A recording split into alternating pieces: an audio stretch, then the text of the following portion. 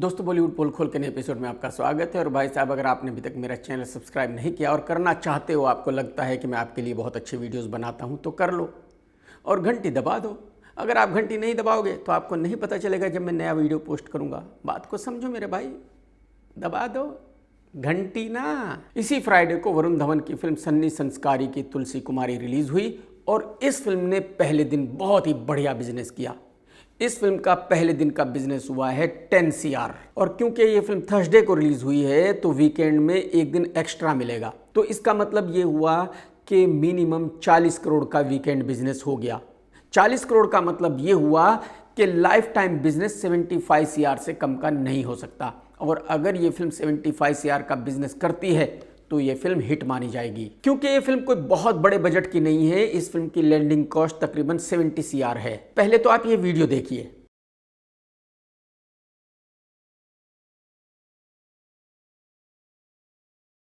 Video देख लिया आपने?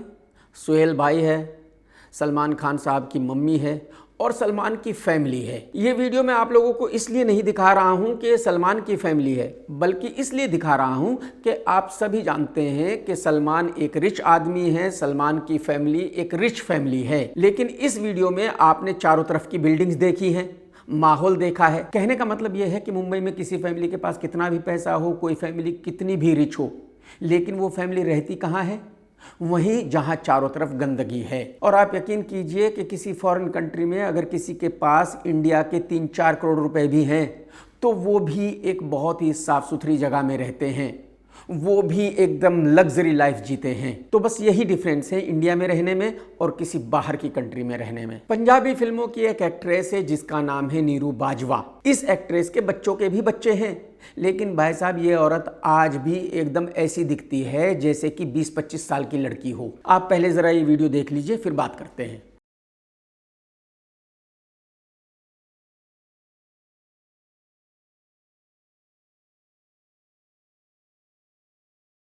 देख लिया आपने? नीरू बाजवा की जो पहली हिंदी फिल्म थी वो देव आनंद साहब के साथ थी। आप अंदाज़ा लगा सकते हैं कि नीरू बाजवा कब फिल्मों में आ गई थी। मतलब मैं ऐसा मानता हूं कि शायद मैं उस वक्त स्कूल में हूँगा जब नीरू बाजवा ने फिल्में करनी शुरू कर दी थी। लेकिन भाई साहब आज भी नीरू जी बिल्कुल लड़की जैसी दिखती है। मेरा नीरू बाजवा जी को सैल्यूट है कि उन्होंने अपने आप को ऐसे मेंटेन किया है। मतलब कमाल है यार। ये तो मैं आप लोगों को पहले ही अपने 2-3 वीडियोज में बता चुका हूँ कि जो भोजपुरी फिल्मों का एक्टर है पवन सिंह, वो कितना गंदा आदमी है, कितना बड़ा ठरकी आदमी है। ये आदमी 4-5 बार शादी करके अपनी बीवी को छोड़ चुका है। और अब क्योंकि बिहार में इलेक्शन होने वाले हैं तो इस भाई को भी इलेक्शन लड़ना है। यही वजह है कि पवन सिंह अमित शाह जी से मिला। इसका मतलब यह है कि बीजेपी पवन सिंह को टिकट देने वाली है। मेरी समझ में बात नहीं आती कि बीजेपी वालों को ऐसे गंदे लोग ही क्यों मिलते हैं। ये अनपढ़ है, एक नंबर का गंवार है। मेरी समझ में यही बात नहीं आती कि बीजेपी वाले भाग भाग कर अनपढ़ गंवारों को टिकट क्यों देते हैं। बीजेपी वाले अच्छे लोगों को टिकट क्यों नहीं देना चाहते? क्या वजह है? मतलब क्या मजबूरी है बीजेपी की? अरे भाई, बिहार में ऐसे ना जाने कितने लोग हैं जो पढ़े लिखे हैं, ईमानदार हैं, उनको टिकट दीजिए। बीजेपी पार्टी जिसकी हिंदुस्तान में सरकार है, वो पवन जैसे छिछोरे अश्लील आदमी को टिकट कैसे दे सकती है? सल्लू के भाई सुहेल की एक वीडियो सामने आई है, जरा आप देखिए। रमेश को बोल देना ड्राइवर को। हाँ ठीक है, मैं बोलता हूँ।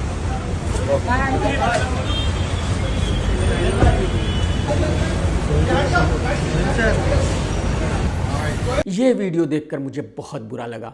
ऐसा लग रहा है शायद सुहेल भाई को कोई बीमारी है, सुहेल भाई बहुत ज़्यादा बीमार है, सुहेल भाई की हालत बहुत ज़्यादा ख़राब दिख रही है इस वीडियो में। और इससे पता चलता है कि उम्र कितनी ख़तरनाक चीज़ है। भाई साहब, हर आदमी पर बुढ़ापा आना है, हर आदमी को इस दौर से गुजरना है। ऊपर वाला करे जल्दी ही सुहेल भाई ठीक हो जाएं। रिसेंटली संजय दत्त ने एक पॉडकास्ट किया और उसमें फिर से दोहराया कि अगर मेरी बेटी हीरोइन बनती तो मैं उसके पैर तोड़ देता। मेरी समझ में बात नहीं आती कि संजय भाई को हीरोइन के प्रोफेशन से इतनी चिढ़ क्यों है। जहां तक मुझे याद है, संजू की पहली पत्नी ऋचा शर्मा भी एक हीरोइन थी और उसी की बेटी है त्रिशला। जो संजू की वाइफ अभी है वो भी एक हीरोइन ही थी। तो फिर संजू भाई को हीरोइन प्रोफेशन से इतनी चिढ़ क्यों है? ये मेरी समझ से बिल्कुल बाहर की बात है। जिंदगी में हर आदमी फेमस होना चाहता है, हर आदमी को ये लगता है कि उसको फेमस होना चाहिए, उसको दुनिया पहचाननी चाहिए। लेकिन आप यकीन कीजिए कि इंसान के ऊपर फेमस होने के बाद और बहुत सारी जिम्मेदारियां आ जाती हैं और बहुत सारी प्रॉब्लम्स आदमी के साथ खड़ी हो जाती हैं। आप जरा रणबीर कपूर का ये वीडियो देखिए।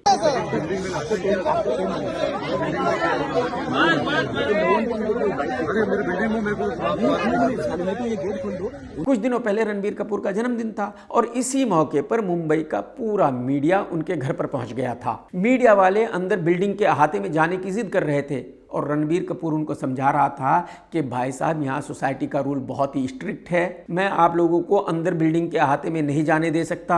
अगर मैं ऐसा करूंगा तो सोसाइटी वाले मुझे भी इस बिल्डिंग से निकाल देंगे। और बड़ी मुश्किलों के बाद रणबीर कपूर मीडिया वालों को समझा पाया। तो कहने का मतलब यह है कि जब आदमी फेमस हो जाता है तो उसके साथ और बहुत सारी प्रॉब्लम्स चालू हो जाती हैं। कहीं एक इवेंट था, वहां अक्षय कुमार भी था और वाइफ ट्विंकल भी थी। तो ट्विंकल ने कहा कि आज मैं अक्की से पूछना चाहती हूं कि वो अपने फैंस को ज्यादा प्यार करता है या मुझे। और अक्की इसका क्या जवाब देगा, मेरे ख्याल में ये सभी को मालूम था। अक्की ने वही कहा जो सब उम्मीद कर रहे थे। Do you love me more or your fans?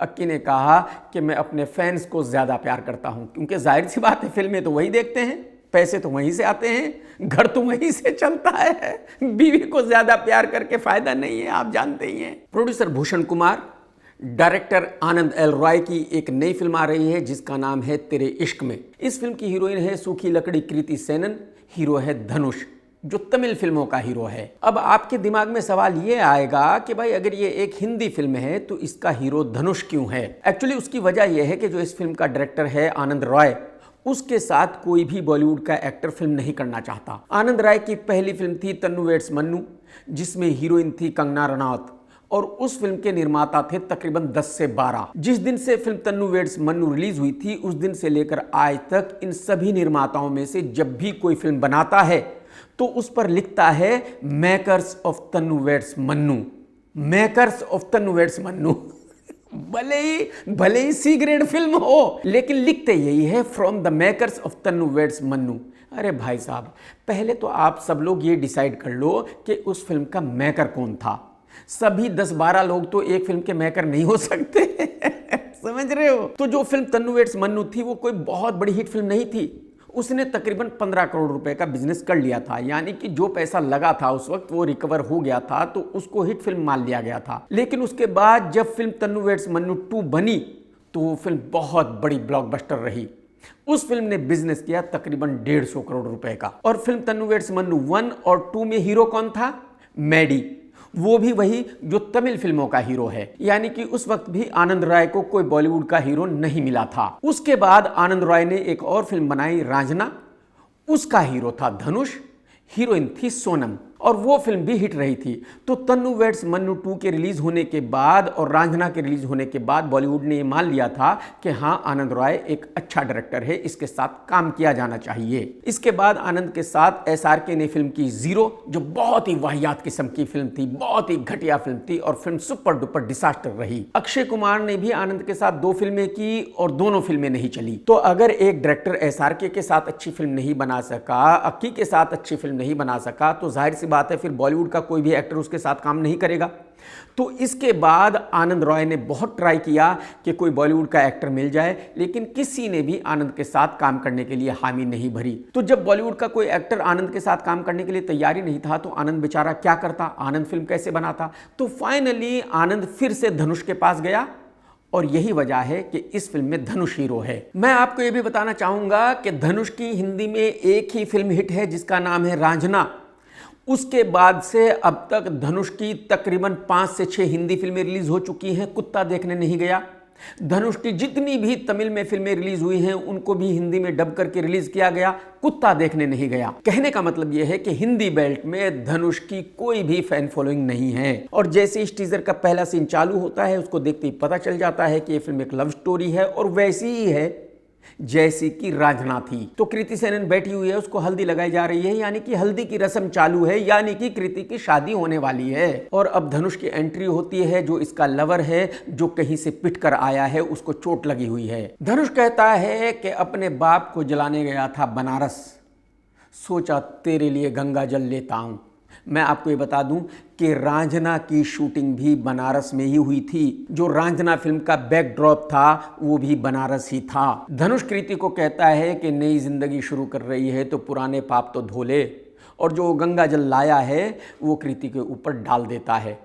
इसका मतलब ये है कि कृति ने धनुष को धोखा दे दिया है, कृति किसी और से शादी कर रही है। अब एक्शन शुरू होता है, धनुष किसी को पीट रहा है, दूसरी तरफ कृति है जो एक शराब की बोतल उठाकर पीने लगती है। इसकी क्या वजह हो सकती है कि आनंद राय की हर फिल्म में हीरोइन शराब ही पीती है, सिगरेट ही पीती है, अच्छी लड़की होती ही नहीं है आनंद राय की फिल्म की हीरोइन। इसकी वजह यह है कि आनंद राय की जितनी भी फिल्में लिखता है वो लिखता है राइटर हिमांशु शर्मा। हिमांशु शर्मा कौन है? ये हिमांशु शर्मा भी यूपी से है, और यही वजह है कि आनंद राय की सभी फिल्मों का बैकड्रॉप यूपी ही होता है। हिमांशु शर्मा की पत्नी कौन है?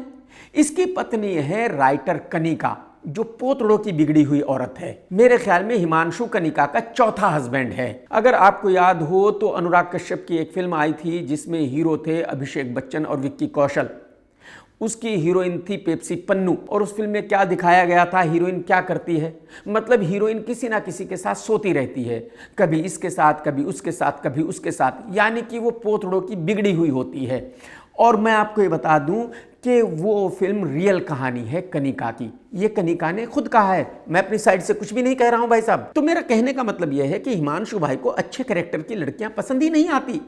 यही वजह है कि हिमांशु जब भी किसी फिल्म की कोई कहानी लिखता है तो उसमें हीरोइन ऐसी होती है जो शराब पीती है, सिगरेट पीती है, और कहीं भी किसी के साथ भी जाके सो जाती है। और अब धनुष कृति से कहता है कि ऊपर वाला करे तुझे भी बेटा हो, और वो भी किसी इश्क में मरे, ताकि तुझे पता चले कि जो लड़के किसी के इश्क में मर जाते हैं वो भी किसी के बेटे होते हैं। कहने का मतलब ये है कि ये एक ऐसी लव स्टोरी है जिसमें मरने मारने की बातें हो रही हैं। ये एक ऐसी लव स्टोरी है जिसमें लड़का लड़की के लिए पागल है।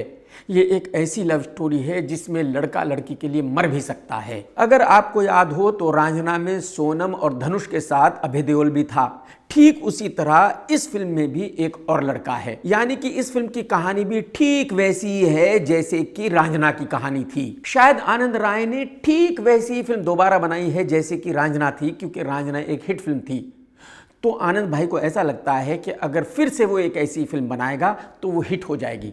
अब देखने वाली बात ये होगी कि ये फिल्म हिट होगी या नहीं होगी, ये तो वक्त ही बताएगा, ये तो पब्लिक डिसाइड करेगी, कोई नहीं कर सकता। सलमान की बहन का हस्बैंड है आयुष शर्मा, जो 2-3 फिल्में कर चुका है, लेकिन बेचारा बहुत बड़ा फ्लॉप है।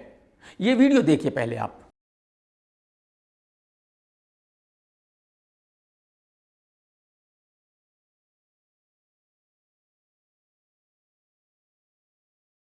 तो आयुष किसी इवेंट में था और पीछे से आए करण जौहर, फराह खान, लेकिन दोनों ही आयुष को इग्नोर करके निकल गए।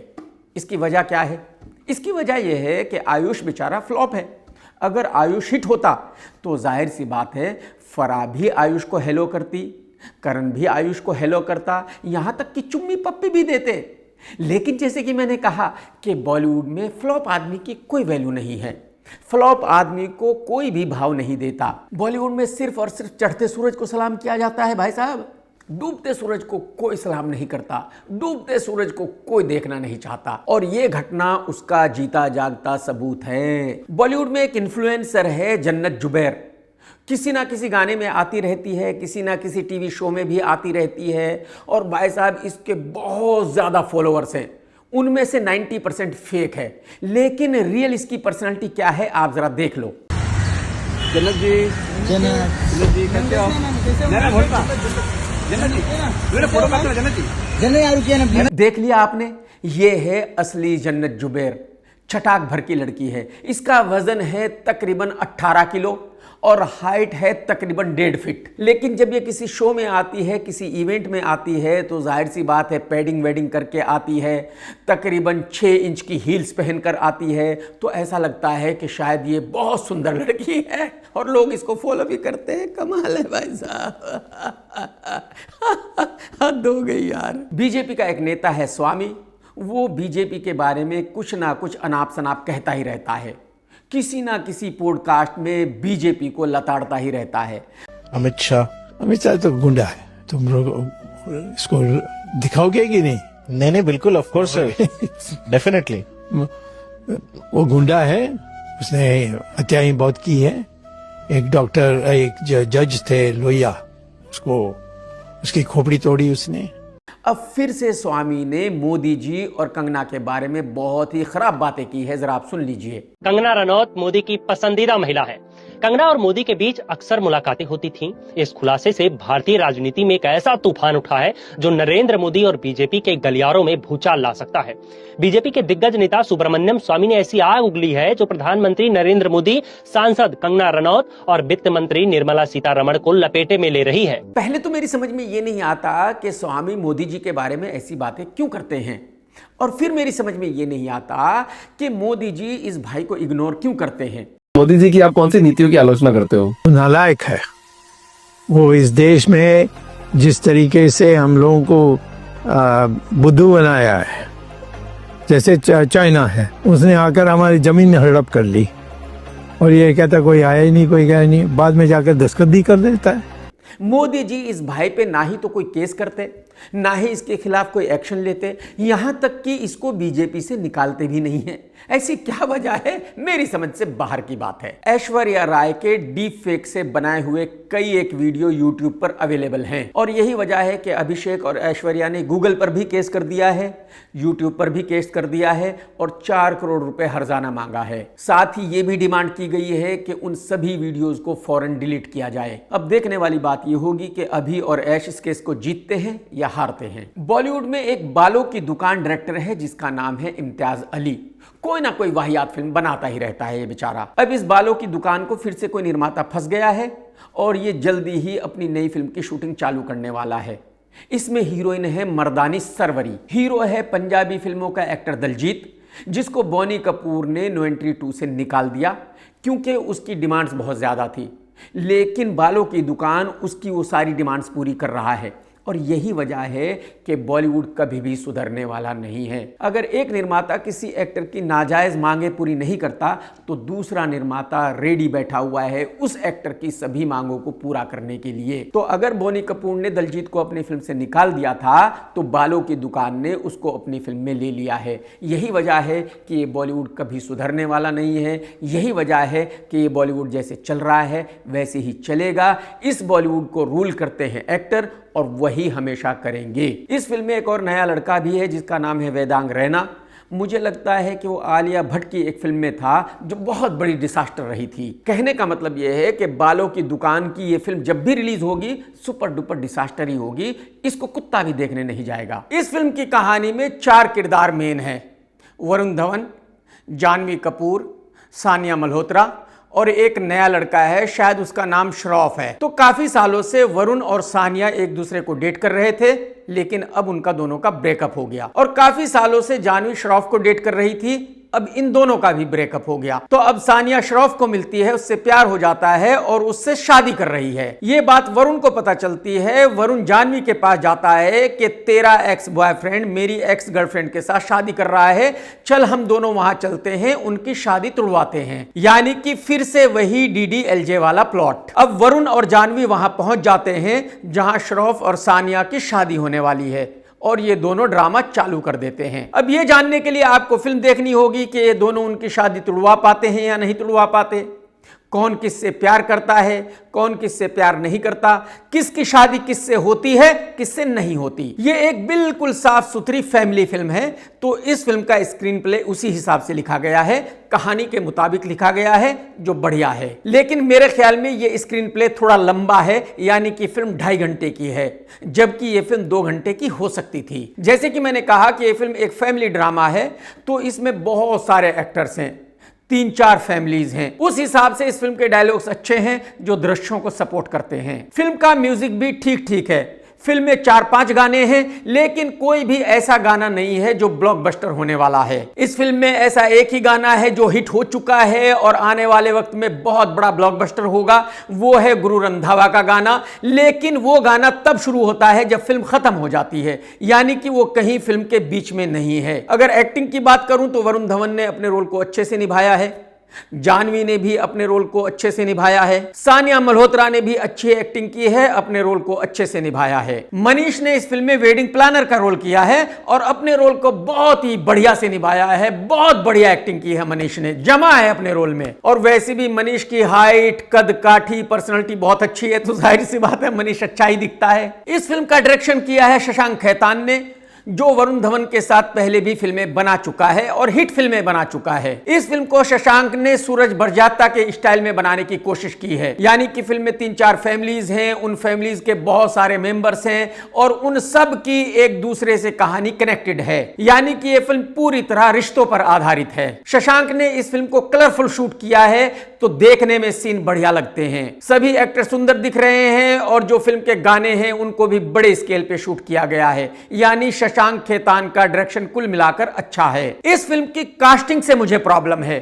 उसकी वजह यह है कि यह फिल्म 2 हीरो की फिल्म है, एक वरुण धवन, एक श्रॉफ, और जो फिल्म में दोनों हीरोइन हैं उनका भी तकरीबन बराबर का रोल है, यानी कि जानवी और सानिया। तो मेरी समझ में यह नहीं आया कि शशांक ने इस फिल्म में इस नए लड़के श्रॉफ को क्यों लिया। ना ही तो इस लड़के की पर्सनालिटी बहुत अच्छी है, ना ही यह लड़का बहुत ही कमाल का एक्टर है, ना ही इसकी बहुत बड़ी फैन फॉलोइंग है। यह लड़का ठीक वैसा ही दिखता है जैसा साउथ फिल्मों का हीरो हुआ करता है। तो जब दूसरे हीरो का इतना बड़ा रोल था तो मेरे ख्याल में किसी नॉन एक्टर को लिया जाना चाहिए था, विक्की कौशल को, सिद्धार्थ मल्होत्रा को, टाइगर श्रॉफ को, या कम से कम डबल ढोल के आयुष्मान खुराना को ले लेते।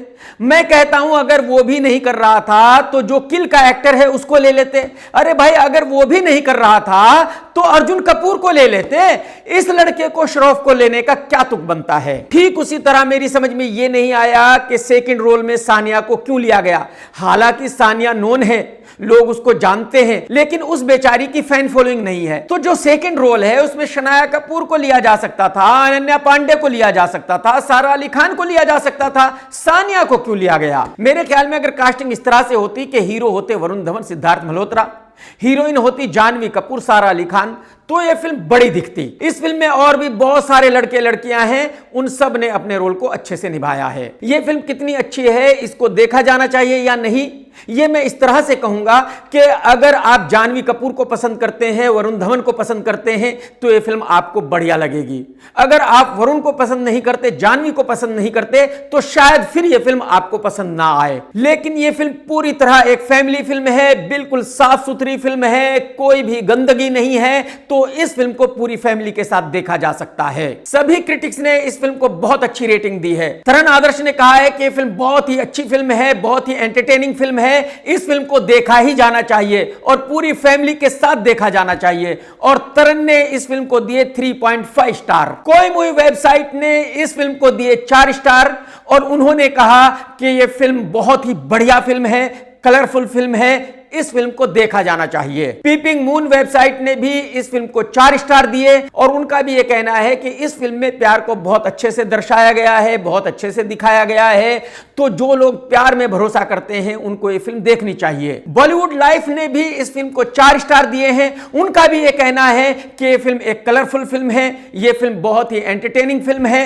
इस फिल्म को देखने में बहुत मजा आता है, यही वजह है कि पब्लिक को यह फिल्म देखनी चाहिए। IANS लाइव ने भी इस फिल्म को 4 स्टार दिए हैं। उनका भी यह कहना है कि इस फिल्म की कहानी बहुत अच्छी है, इसमें इमोशन और रिलेशन को बहुत अच्छे तरीके से दिखाया गया है और यह फिल्म पूरी फैमिली के साथ देखने लायक है। जोगिंदर ने इस फिल्म को दिए हैं 3.5 स्टार और जोगिंदर का कहना यह है कि यह फिल्म बहुत ही बढ़िया फिल्म है, इस फिल्म को देखने में मजा आ जाता है, यही वजह है कि सबको अपनी फैमिली के साथ जाकर इस फिल्म को देखना चाहिए। तो अगर इतने बड़े बड़े क्रिटिक्स ये कह रहे हैं कि भाई ये फिल्म बहुत बढ़िया है, इस फिल्म को देखा जाना चाहिए, इस फिल्म में सभी एक्टरों ने बढ़िया एक्टिंग की है, ये फिल्म एक कलरफुल फिल्म है, ये फिल्म एक फैमिली फिल्म है, तो मेरे ख्याल में कोई हर्ज नहीं है अगर आप भी ट्राई करेंगे और आप भी इस फिल्म को देखेंगे। लेकिन मैं आपको ये बता दूं कि आज इस फिल्म को बहुत बढ़िया ओपनिंग मिली है। फर्स्ट डे का बिजनेस होगा 10 CR प्लस।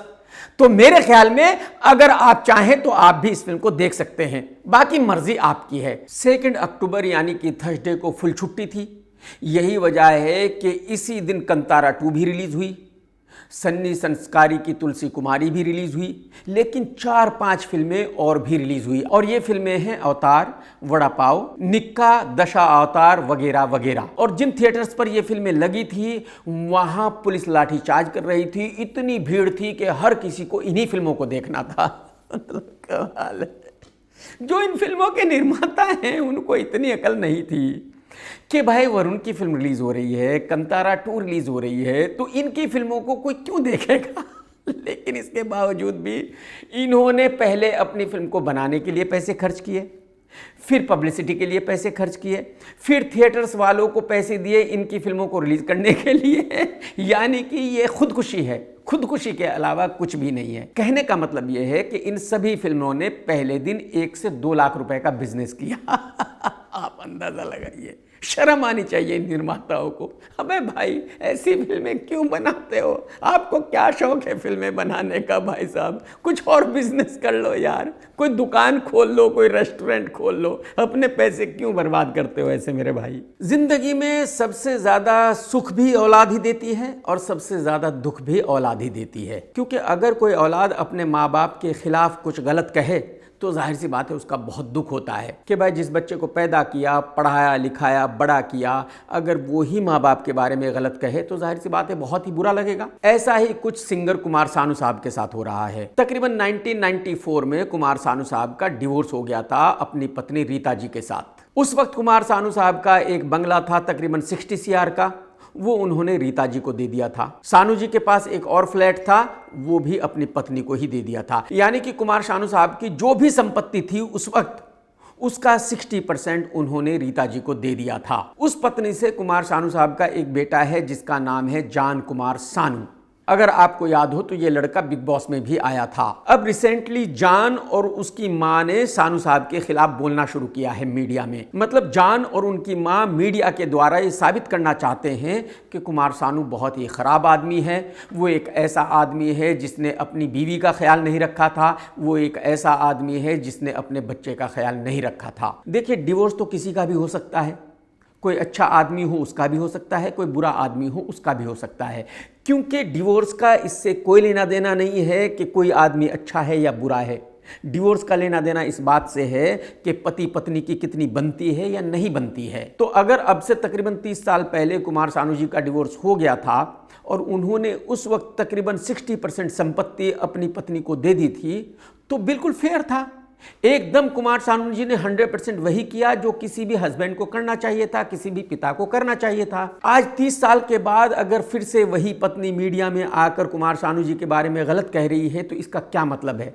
और खाली कुमार सानू के बारे में नहीं, उनके माँ बाप के बारे में जो इस दुनिया में नहीं है, उनकी बहन के बारे में जो बहुत बूढ़ी है। भाई अगर आपका डिवोर्स 1994 में हो गया था, सब कुछ सेटलमेंट हो गया था, आप खुश थी और आपने पिछले 30 साल से कुछ भी नहीं कहा, आप भी खुश थी, आपका बेटा भी खुश था, तो अब अचानक ऐसा क्या हुआ कि आपने कुमार सानू जी को गालियां देनी शुरू कर दी, उनके बारे में बुरा भला कहना शुरू कर दिया? और अगर जान को अपने फादर से इतनी दिक्कत है, वो अपने फादर से इतनी नफरत करते हैं, तो फिर उनका नाम यूज क्यों करते हैं भाई साहब?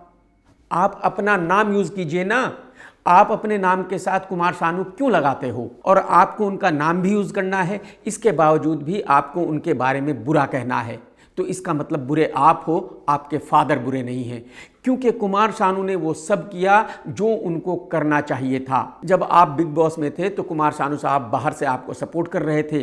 कुमार सानू साहब अपने दोस्तों से भी कह रहे थे कि मेरे बेटे को सपोर्ट करो। मैं आपको बता दूं कि डिवोर्स के बाद कुमार सानू साहब ने दूसरी शादी कर ली थी। उस पत्नी से कुमार सानू साहब की एक बेटी है और एक बेटी उन्होंने गोद ली हुई है। और जब सानू साहब ने शादी कर ली थी, उनकी बेटी है, उन्होंने एक बेटी को गोद भी लिया हुआ है, तो जाहिर सी बात है जो भी संपत्ति आज के वक्त में सानू साहब की है वो उन दोनों बेटियों को जाएगी। और जान और उसकी माँ का कहना यह है कि कुमार सानू साहब की जितनी भी संपत्ति है वो उन्हीं को मिलनी चाहिए। अरे भाई, आपको क्यों मिलनी चाहिए? आपसे 30 साल पहले कुमार सानू साहब अलग हो गए थे, उस वक्त जो आपका हक बनता था वो आपको दे दिया था, और आज की तारीख में आपका उनकी संपत्ति पर किसी भी तरह से कोई हक नहीं बनता।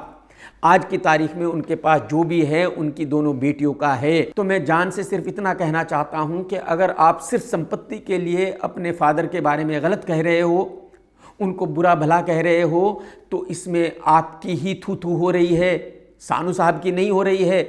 इसमें आप अपनी खुद की इंसल्ट कर रहे हो, क्योंकि कोई भले ही बॉलीवुड से हो या बॉलीवुड से बाहर का हो, वो यही आपसे पूछेगा कि भाई अगर पिछले 30 साल से आप खुश थे, पिछले 30 साल में आपने कुछ नहीं कहा, तो अब आप अचानक अपने फादर को गालियां क्यों दे रहे हो, अपने फादर के बारे में गलत बातें क्यों कर रहे हो, अपने फादर को जलील करने की कोशिश क्यों कर रहे हो। ये बहुत ही गलत है, ये हरकत आपको बिल्कुल नहीं करनी चाहिए। दोस्तों, अगर आज का रिव्यू आपने देखा है तो लाइक करना बिल्कुल मत भूलना, कमेंट्स करके ज़रूर बताना कि जो मैंने कहा है वो सही कहा है या गलत कहा है। टेक केयर दोस्तों, tata bye bye, love you, जय हिंद। सत्यमेव जयते।